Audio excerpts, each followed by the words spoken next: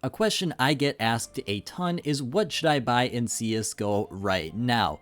And the answer is nothing. Well, kinda.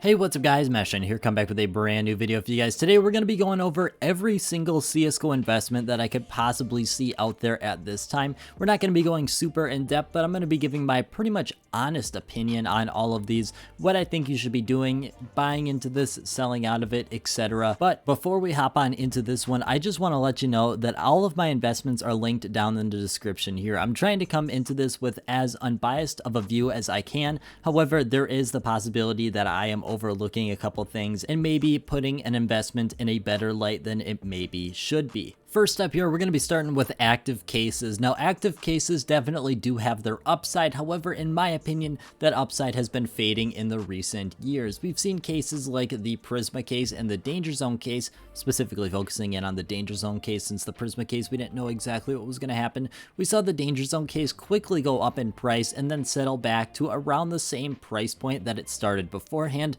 Therefore, at least in my eyes, investing into the active duty cases does offer a slight upside, but in my opinion, it's not something that I would personally invest into, considering most likely you're going to be able to buy in for a very similar price point before it actually moves into the rare pool versus after it moves into the rare pool for a couple days. Therefore, I don't see a ton of upside with investing into these cases, but I could definitely see the argument for why you might want to. After that, we've got the discontinued cases. Now, the main three I'm going to be talking about here are the Shattered Web, Broken Fang, and Riptide cases. Esports cases, those really an old case at this point, let's be honest here, but for these three discontinued cases, there's definitely a bright future when the supply cannot increase for an item. Generally speaking, in CSGO and in CSGO Investing, the price is going to rise over time. This is mainly the reason why stickers go up in value, mainly talking about major stickers, because there's just no more supply coming in. Therefore, these three are probably a decent investment if you're planning to hold long term.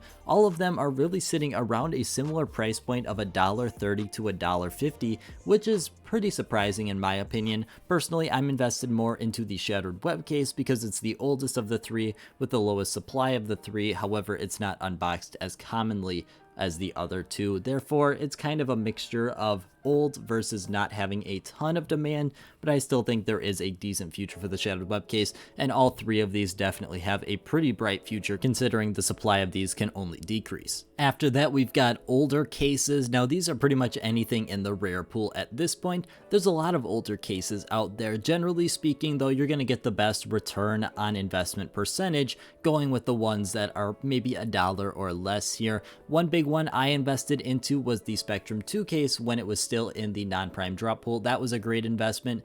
I definitely recommend going for the ones below 50 cents because these ones can definitely run up rather quickly, whereas it's definitely going to take some time for some of these other cases to go from 50 cents to $1. I could definitely see something like the Revolver case going up 10 cents overnight because it gained a decent amount of hype and still, relatively speaking, keeping a decent amount of that value. The one big thing for all three of these topics, the older cases, the newer cases, and the discontinued cases, is make sure you're checking out how many of these are actually unboxed. There's a lot of great investments out there regarding cases, but if you end up picking a case that's really only being unboxed at maybe 5,000 per month, it's going to take a heck of a long time for that investment to actually mature into something that's going to be making you a decent amount of profit, whereas you might be able to find a couple sleeper picks, kind of like the Revolver case was at that 3-cent price point where I made a video about it. I definitely recommend you check that one out, but there's a lot of sleeper picks that can be found here just looking at the unboxing graphs. After that, we've got Stockholm items. Now, Stockholm items, I do think on this list, it might be the best option out of everything to invest into. Stockholm items are sitting relatively cheap compared to everything else, in my opinion. I do see a decent amount of potential with Stockholm capsules, and like most of these things I'm talking about, I personally am invested into it as well. For me, I think Stockholm's definitely going to be sitting in a better situation than Antwerp. The thing is, we don't know how much it's going to be in a better situation, or even, I guess, if it's in a better situation, but I've made a couple videos talking about Stockholm capsules, which I definitely recommend you check out before you hop on into investing into this one, which is pretty much with every investment. I definitely recommend you watch more than one video and make your own opinion about it. But here for Stockholm, the only thing I could say is personally, I would avoid the Champions autograph capsule. That's just me. It might be the best one out of these 5, but in my opinion, it's holding a decent amount of risk considering there's not a ton of upside and the return percentage for opening it is really low. After Stockholm, then we've got the Antwerp capsules here. Now the Antwerp capsules are quite interesting because I do think there is going to be some investment potential here. Obviously, that's just my speculative opinion here. We don't know because we haven't hit a sale. We haven't seen how many of these capsules are being bought, and it's going to be very frustrating to see how many of these capsules end up getting bought, and probably a lot of challenges for this capsule and these specifically 6 capsules moving forward here.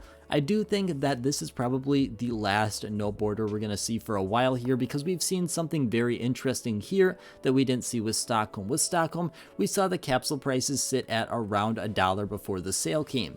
And you probably think this is pretty unimportant, and to an extent it is. However, right now we're seeing a lot more people wait for the sale to buy rather than buy before the sale, which is something that Valve definitely looks at. They want to make sure they're maximizing their profit, and in doing so, they need a decent amount of people to buy capsules before the sale actually happens, which is not something, at least in my opinion, in my eyes, that we're seeing as extreme here as we saw with Stockholm. Stockholm, we saw a ton of people opening up capsules before the sale. Here with Antwerp, we see very similar stickers, and there's not as much interest to open them up before the sale. Therefore, in my opinion, we're probably not going to see a no border sticker return for next major, but obviously that's up for change, that's up for debate. It's just logically my thought process. Now, if you watched my last video, you know exactly how I feel about RMR. I just think there is not enough moving forward for me to keep onto this investment. Therefore, I sold off pretty much everything I owned RMR except for some of the paper stickers that are worth 3 cents, which, you know, I'm not going to really spend the time clicking through for every cent. But I think there definitely is a little bit of potential for RMR, but I just think there's way too much supply for that potential to ever truly be seen. Therefore, I think it's going to be quite stagnant moving forward. We've seen the price points that these capsules have leveled out at, and therefore I just don't see a ton of potential moving forward.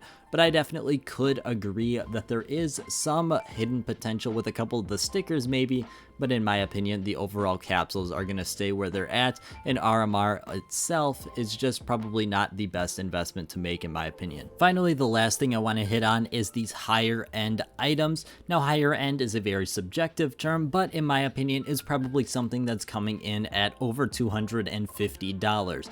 Now, generally speaking, most of these items, excluding some things like StatTrak Reds and active duty cases, are probably going to be rising over time and generally aren't going to be having any big sprees where they go up quickly, but rather maybe $5 a month or so. All of these items I think are definitely great investments for those who can buy it, and especially if it can double as a very nice play skin, I don't see a reason why you shouldn't do this. But overall, that's really all I have for today, guys. I want to thank you guys so much for watching, and I hope you have a great rest of your day.